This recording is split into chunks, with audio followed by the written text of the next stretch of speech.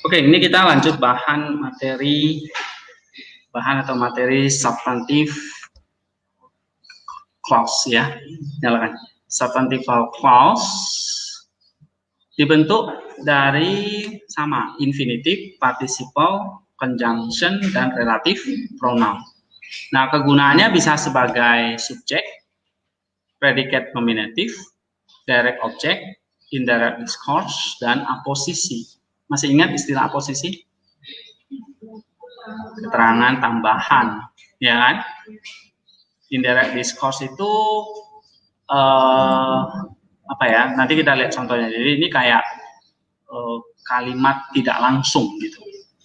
Lalu direct object, objek langsung, predicate nominatif, ini sebagai predicate yang nominatif, lalu subjek ya atau sebagai pelaku dari kata kerja. Nah, contohnya misalnya Ibrani 10 ayat 31. Coba kita buka Ibrani 10 ayat 31.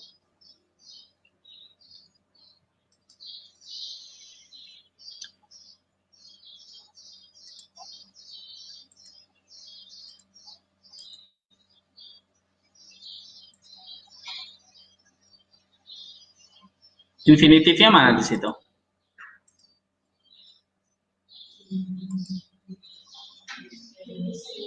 To, F, T, C.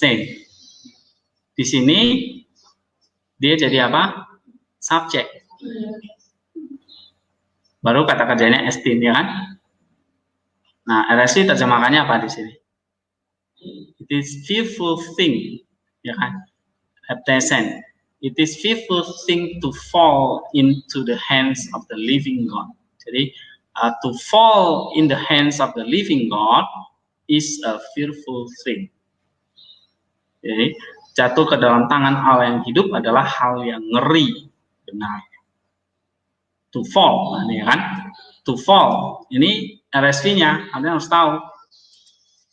Ya, nah, to fall into the hands of God is forbearon, hal yang sangat mengerikan. Oke, nah ini infinitif, tapi fungsinya sebagai apa? Subjek. Kan tadi ingat verbal nominal, nominalnya ini sebagai subjek dari estin. Oke, ini contoh infinitif sebagai subjek. Lalu selain itu bisa juga participle. Yohanes 3 ayat 18. Yohanes 3 ayat 18.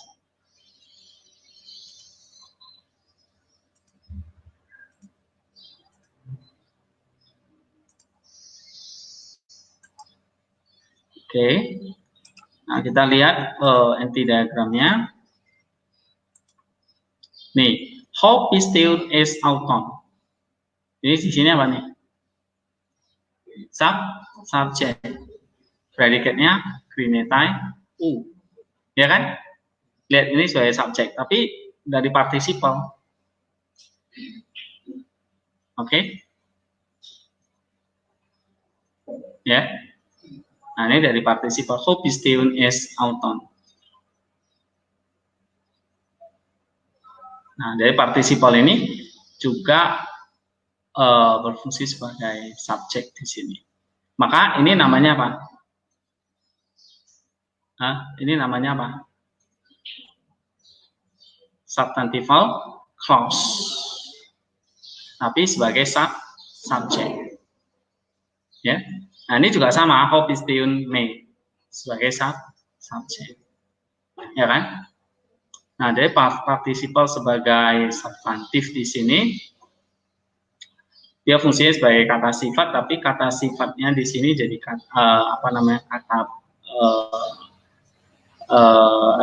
dia sebagai kata benda terus jadi subjek dari krineta. Ya. Ya, kalau kita lihat pelajaran participle kemarin, nah ini kan participle dia bisa sebagai subjek, ya dong? Ini, sorry, masih ingat ini? Iya. Nih. Sekarang kok error sini ya.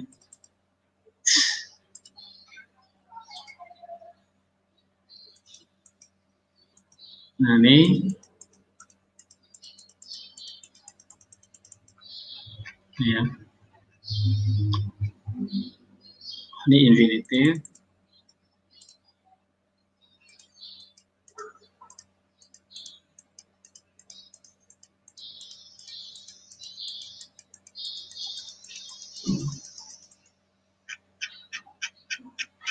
Ini ya, participle sebagai substantif, ya kan? Nah, itu bagian dari adjectival participle.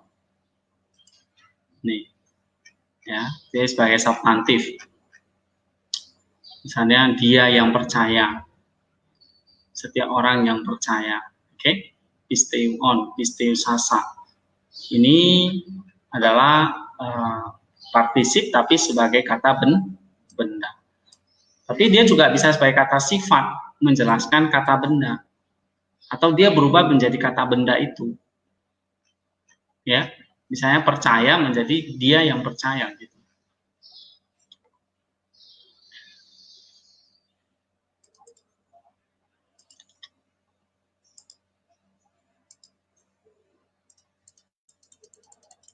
Oke, kita lanjut lagi. Nih ya.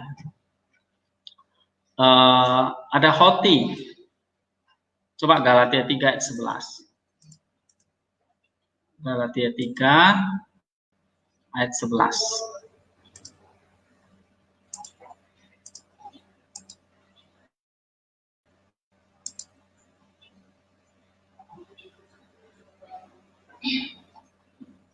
But that no man is justified by the law in the sight of God, it is evident, for the just shall live by faith. Oke, hotinya mana di situ? Nih ya, coba lihat. Hoti, ini semua hoti ini apa? Subjek dari estin. Jadi macam-macam ya. Tuh, hoti ini sebagai subjek dari estin. Nah, kalau hoti yang di bawah, ini clause apa? Ada dua hoti kan? Hoti yang ini dengan hoti ini sama nggak? Beda. Kalau hoti yang ini subjek dari estin. Kalau hoti yang ini anak kalimatnya. Ya sama-sama anak kalimat ini. Tapi ini sebagai substantive clause. Kalau yang ini adjective clause. Bukan. Adverbial clause. Ya. Adverbial clause dari estin. Karena menjelaskan estin ya. Ya. Nah, ini contoh yang bagus nih. Ini. Kalau yang ini substantif, oke, RSC terjemahkan ini bahwa tidak seorang pun di hadapan hukum Taurat, tidak seorang pun dibenarkan oleh hukum Taurat di hadapan Allah. Adalah evident, adalah terbukti gitu ya, atau jelas gitu. Nggak ada orang yang, tidak ada seorang pun yang dibenarkan oleh hukum Taurat di hadapan Allah itu telon, jelas atau terbukti. Udeis, no one. Nah, dimulai dari kata hoti. Hoti udeis bla bla bla ini adalah subjek. Nah, makanya ini dikatakan di sini sebagai subjek. Subjek apa nih? Substantival clause. Ini adalah substantival clause. Ya, jadi dia anak kalimat tapi fungsinya sebagai subjek. Predikatnya estin telon. Lalu di bawah predikat ini estin ada adverbial clause lagi. hoti. Ya kan? Hoti hodikaios, lalu honomos, dan hopoisas auta. Nah, hopoisas ini partisipal lagi kan? Sebagai apa ini? Hopoisas auta. Ini partisipal sebagai apa? Subjek lagi. Ini. Ya kan, ini kan subjek dari CC tai. Ya kan? Nah, ini partisipal sebagai substantif lagi. Sebagai kata benda. Nah, ini clause lagi. Ya kan? Kalau diterjemahkan, artinya hopoisas pisteosesetai. Oke, orang yang melakukan kebenaran, ya kan? Orang yang melakukan kebenaran akan hidup oleh iman, akan hidup di dalam dirinya, gitu. En autois. Oke, hopoisas nauta sesetai en autois. Kalau RSV terjemahkan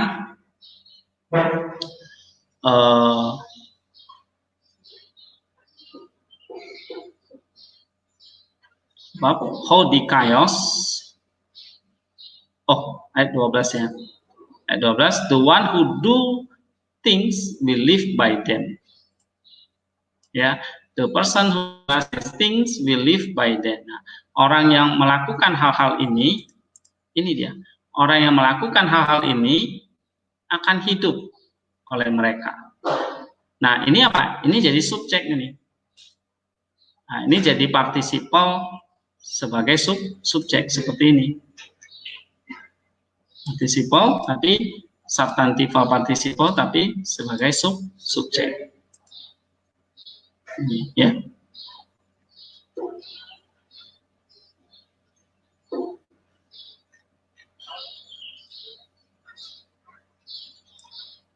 Nah, ini ada dua hina nih.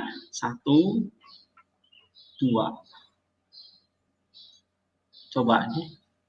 Hina menjelaskan apa? Exegrogamen.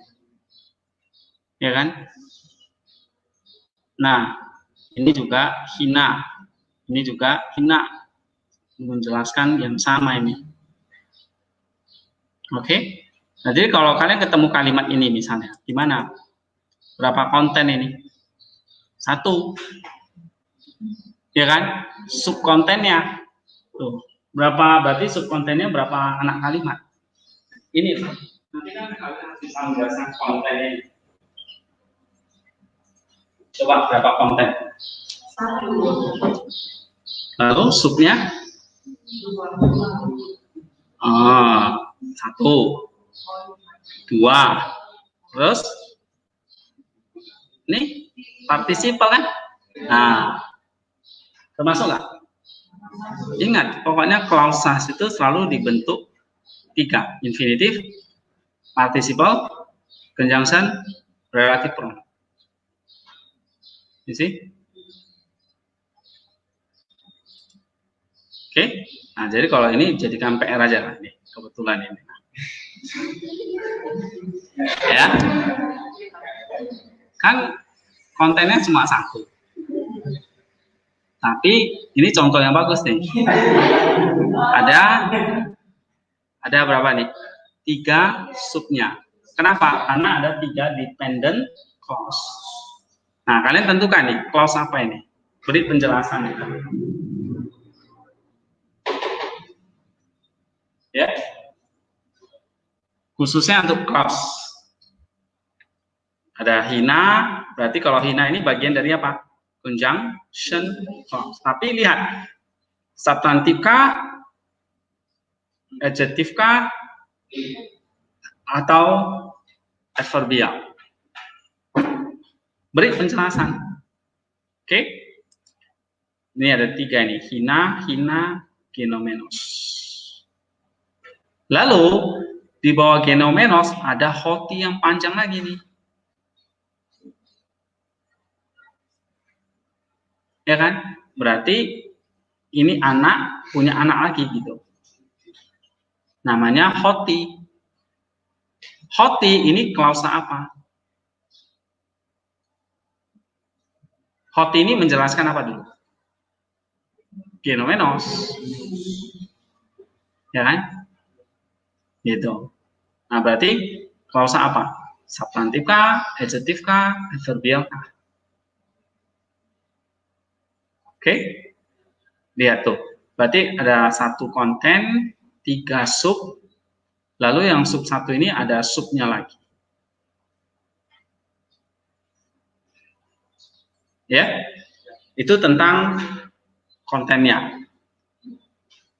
Nah, lalu sekarang RSV-nya. RSV-nya kan kalian tinggal lihat aja ini. Galatia berapa ini? Galatia 13 sampai 14. Nah, tinggal lihat RSV. Pelan-pelan dibaca. Jadi jangan cuma di copy paste, tapi lihat, oh Christ berarti ini apa? Christ ini berarti di sini diterjemah Christ ini. Oh, exegroga apa? Gorasen ini redeem. Oke, satu-satu. Perhatikan.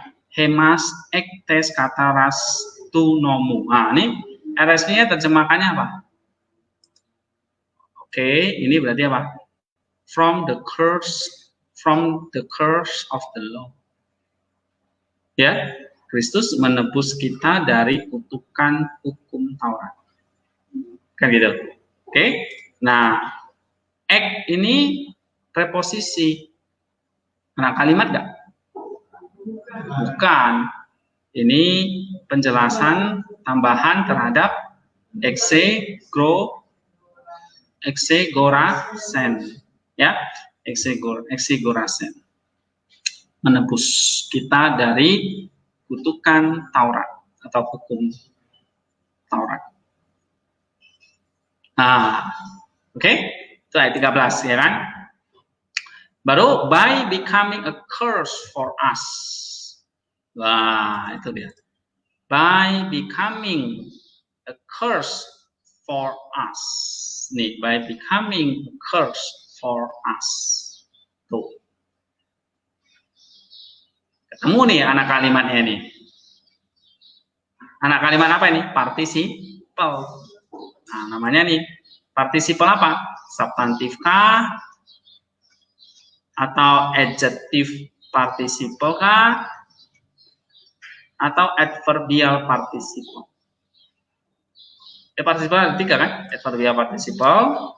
Kalian tentukan adjectival participle atau substantival participle. Kalau dia substantival berfungsi sebagai kata benda. Kalau dia adjectival participle menjelaskan kata benda. Kalau dia adverbial menjelaskan kata kerja. Nah, kamu tinggal lihat di sini. Genomenos menjelaskan kata apa ini? Kata kerja kan? Berarti apa? Hah? Apa asalnya? Adverbial. Ya, gitu. Ini adverbial clause. Oke?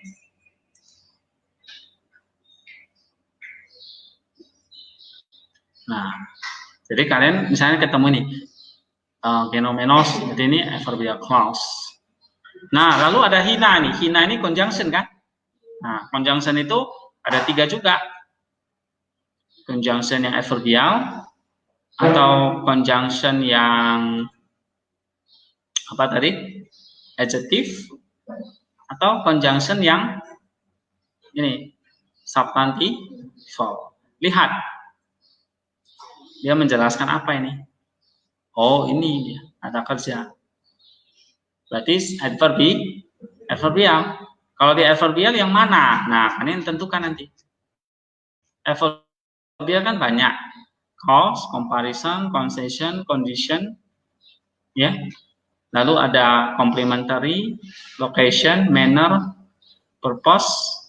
Nah, kalau yang hina-hina ini kan udah jelas ini. Ya kan? Hina ada purpose. Kalau di manner ada hina nggak? Nggak ada. Di risal ada hina nggak? Ada. Berarti kalian tentukan ini risal atau purpose. Oke? Nah, kan ini udah menolong kalian ini.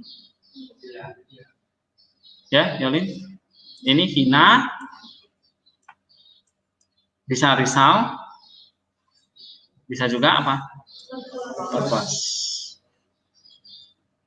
Oke, nah atau satu lagi, komplement,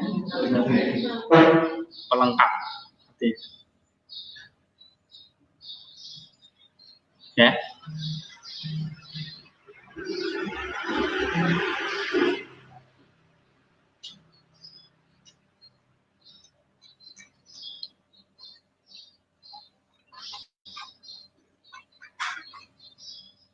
Nah, ini coba satu ini aja PR-nya. Tapi dikerjakan dengan benar. Ya. Ini pertama pahami dulu RSV-nya. Artinya gini, kalau untuk RSV-nya itu kalian buat bandingkan ayat 13, misalnya Christos exegorasen hemas ekte katarastu nomu. Oh, Christos exegorasen berarti Christ redeem. Jadi diterjemahkan satu-satu gitu ya. Oke. Ekte katarastu nomu, apa RSV-nya? From the curse of the law, ya kan? Lalu hemas as. Nah, genomenos katara huperhemon, apa nih? Oh, by nih, having become a curse for us. Nah, ini dia. Oke? Baru di bawahnya hoti gegraptai. Hoti gegraptai, RSV terjemahkan apa?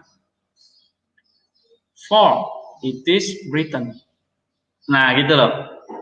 Terus ho kremamenos episulon pas. Ini subjeknya ini apa? Nah, ketemu partisipal lagi nih.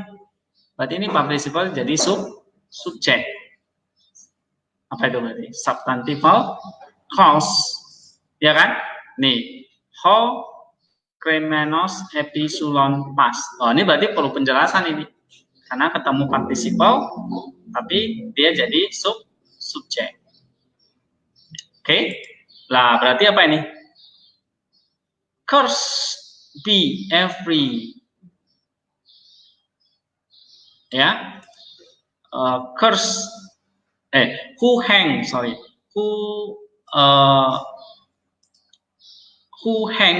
a tree. Nah, ini artinya ini. Who, siapapun yang tergantung di atas pohon, tiang maksudnya ya, batang pohon, pas ya, siapapun yang digantung, pasif ya, siapapun yang digantung di atas pohon, estin adalah epikatatos, terkutuk. Maka Yesus itu kenapa kok matinya di atas kayu salib? Karena dia menebus kita dari kutukan. Ya.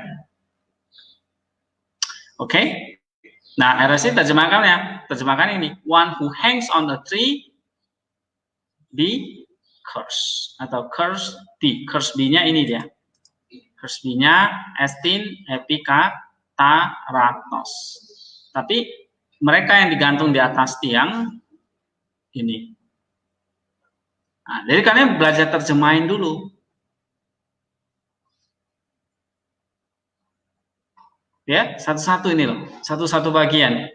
Ini dilihat, kan satu-satu bagian ngerti ya? Ini satu bagian, ya kan? Ini satu bagian. Lalu ini satu bagian. Hoti satu bagian. Di bawah hoti ini ada ini. Lalu ini. Nah, bandingkan dengan RSV. Ulangi ya. Nih, Christos exeg gerasen hemas. RSI terjemahkannya apa? Coba saya bagi dua lah ya. Di sini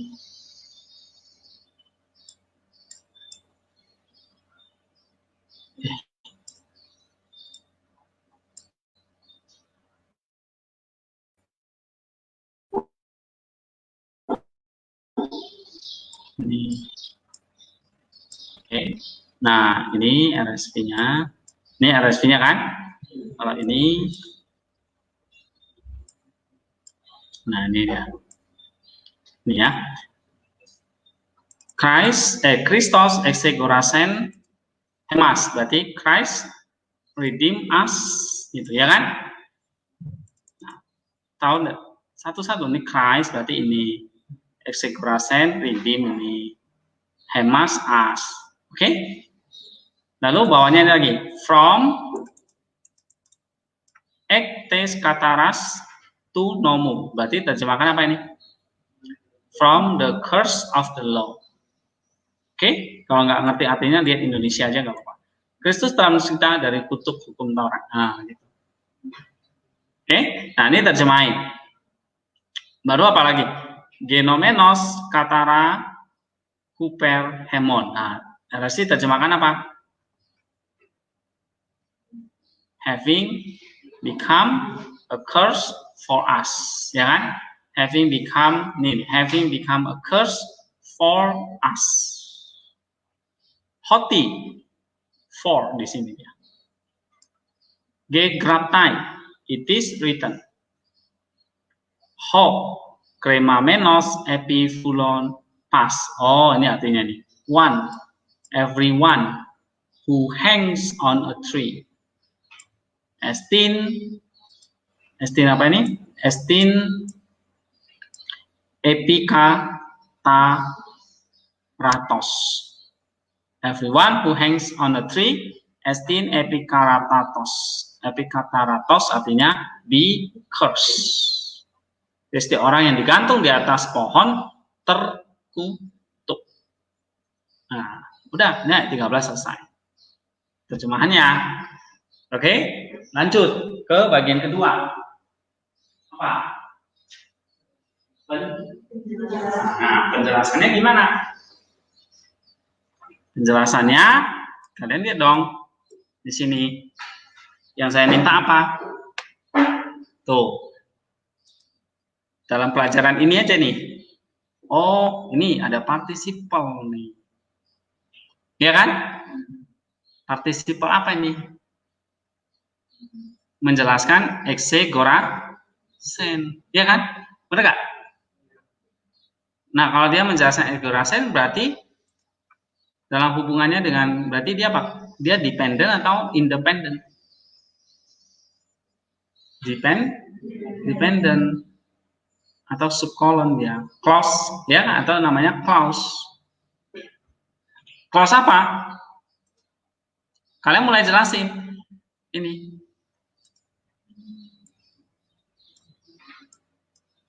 Nah, clause apa ini? Genomenos ini. Adverbial. Nah, kamu tulis genomenos ini adverbial clause sebab menjelaskan kata kerja exegorasen.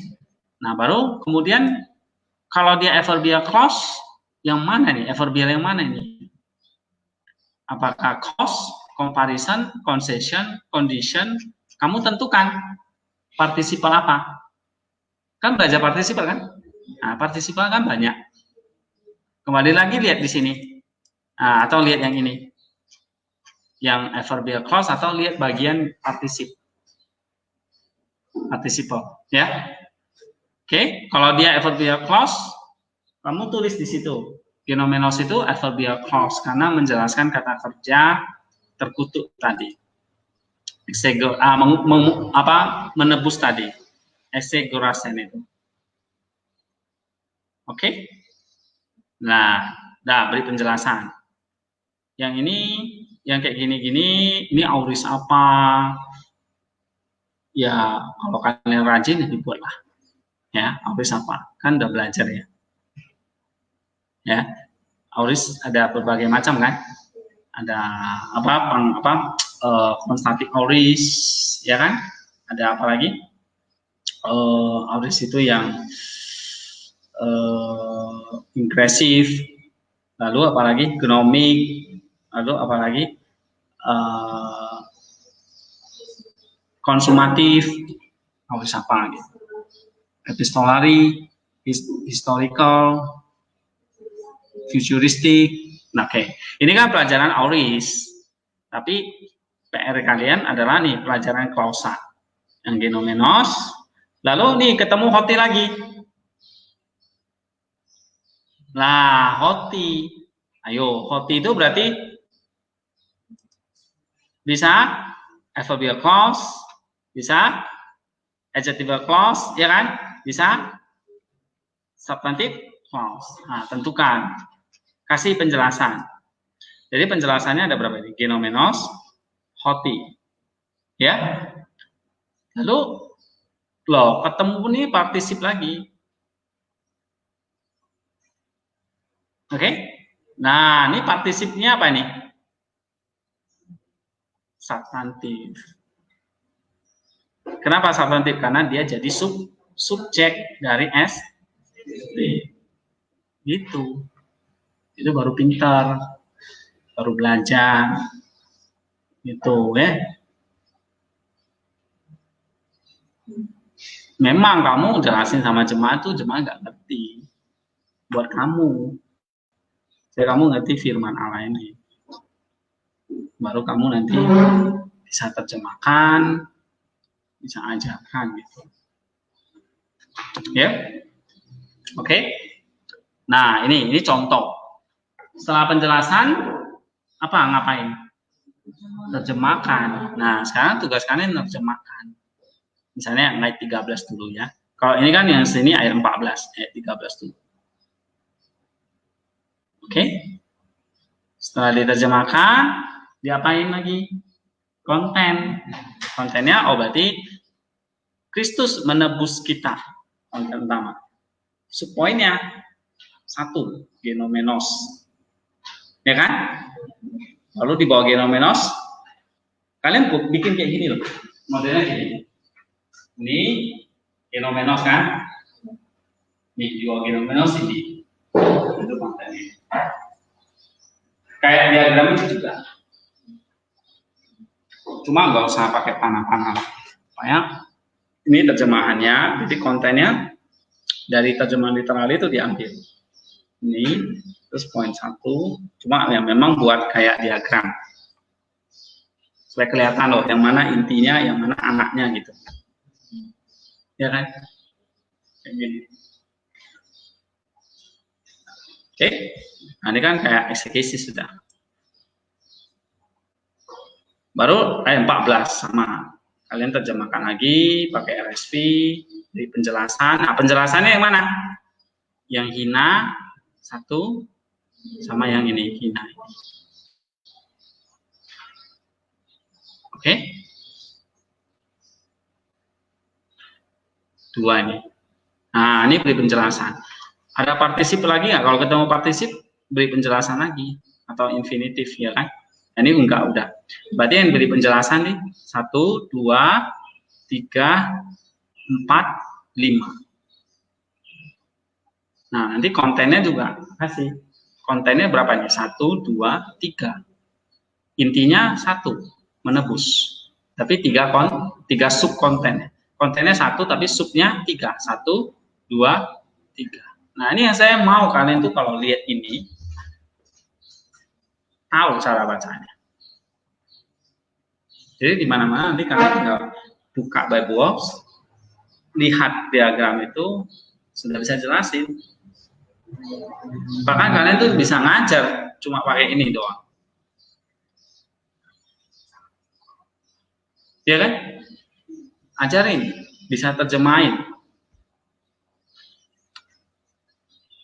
Ya, kalau jadi ini ya, kalau yang tertarik belajar Yunani misalnya.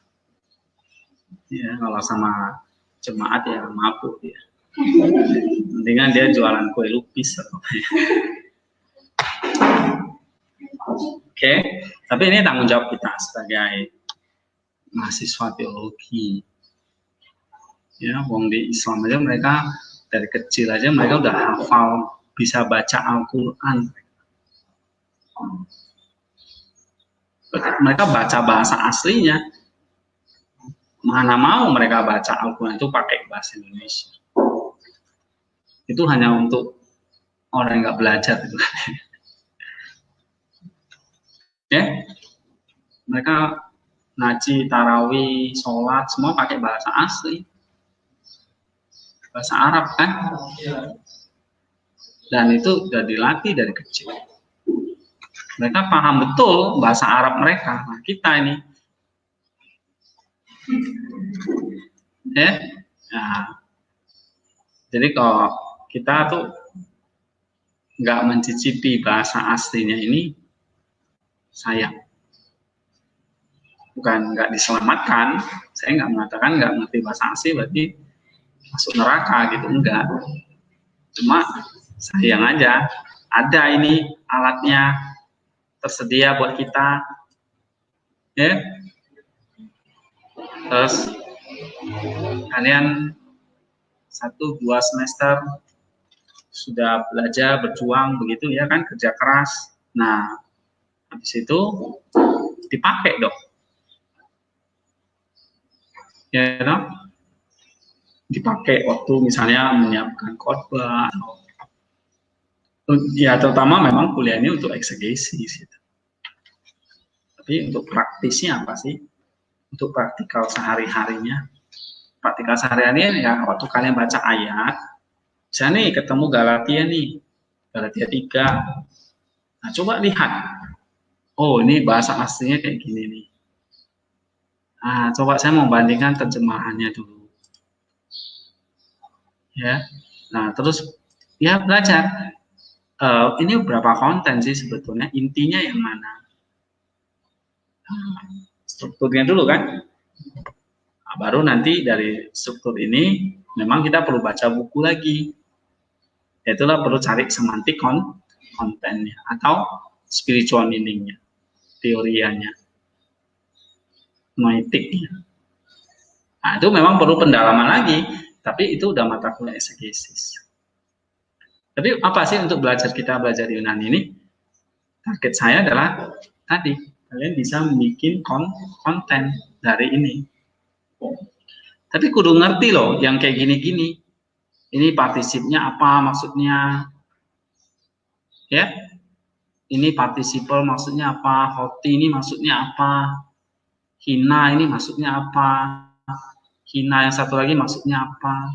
Nah, ini berarti dependent clause, dependent clause, dependent clause, atau nih adverbial clause, adverbial clause, adverbial clause. Ini substantival clause. Yang ini menjelaskan hoti yang ini, hoti yang ini menjelaskan yang ini. Ya kan? Ini kalau dipakai garis keturunan, ini induknya, ini anaknya, ini cucunya. Cucunya punya cucu lagi, ini dia.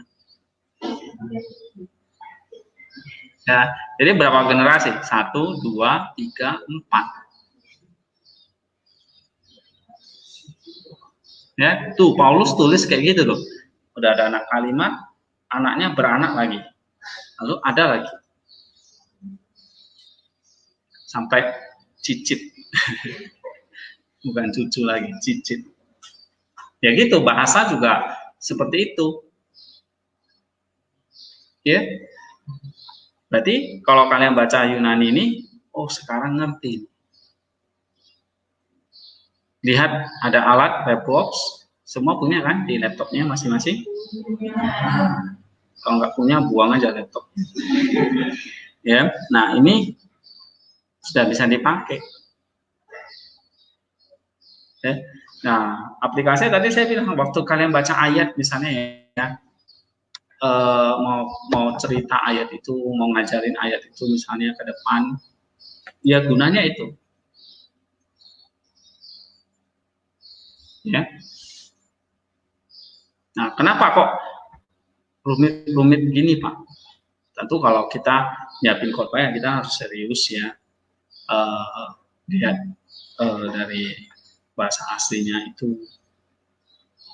Yang saya sayangkan itu adalah memang kalian yang rata-rata nih sudah belajar ya. Ketika baca ayat, ketika mau ini ya nggak pernah dipakai lagi gitu. Dipakai waktu kuliah Yunani doang. Tapi setelah itu, lupa udah. Ya kan, bahkan mungkin buku-bukunya, makanya itu saya malas sekali foto-foto kopi diktat buat kalian. Ini ada sebenarnya, saya ingin, cuma untuk apa gitu, kasih PDF aja. Fotokopi itu nanti pun dibuang-buang juga. Ya kelas ini sih enggak ya. Enggak sekarang, enggak tahu besok.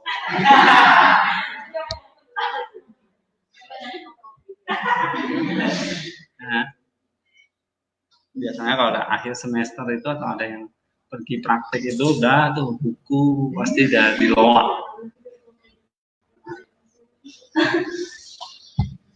Ya mudah-mudahan tingkat ini ada harapan lah.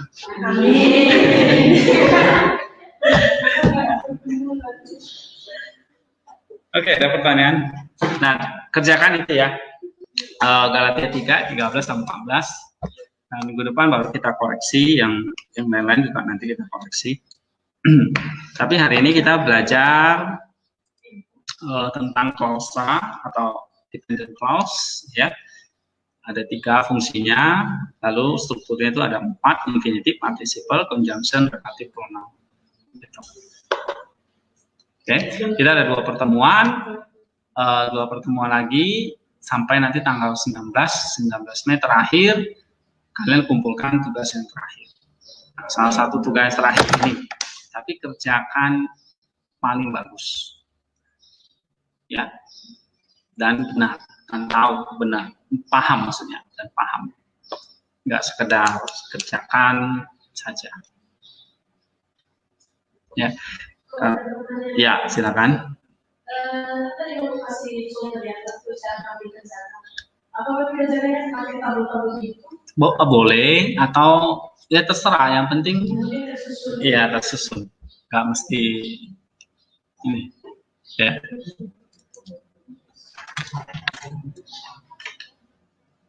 Yang penting kalian, apa yang kalian kerjakan kalian pahami dan bisa dikoreksi lah gitu.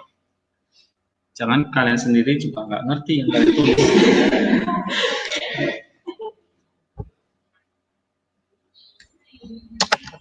Oke, saya kira sampai di sini dulu. Ya, kita akan selesai.